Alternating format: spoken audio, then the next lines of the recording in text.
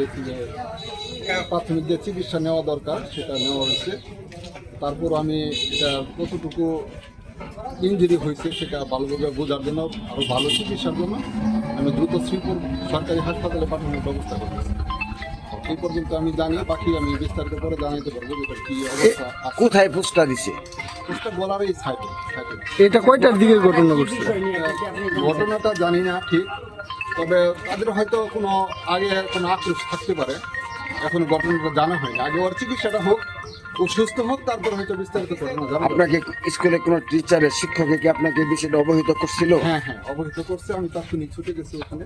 তাহলে শ্রীপুর স্বাস্থ্য কমপ্লেক্সে না নিয়ে মেয়েটাকে ওনার বাসায় কেন হস্তান্তর করা হলো এই বিষয়ে আপনার এটা আমি জানছি পরে যে ওরা তাৎক্ষণিক তো আসলে এরকম বাচ্চা মেয়ে তো, যখন ব্লিডিং হয়েছে অন্য অন্য বাচ্চারাও দেখে ভয় পেয়ে গেছে, তো যার কারণে দ্রুত এখানে চিকিৎসা করছে। যখন এখানে চিকিৎসা করছে ওটা দেখে গেছে সামান্য চামড়াটা কাটছে, বেশি ভিতরে ইঞ্জুরি হয় নাই।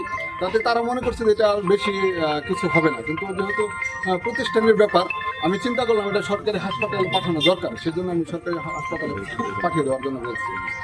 এবং শিক্ষক যখন নিয়ে যাবে সরকারি হাসপাতালে চিকিৎসা। আমরা শুনলাম যে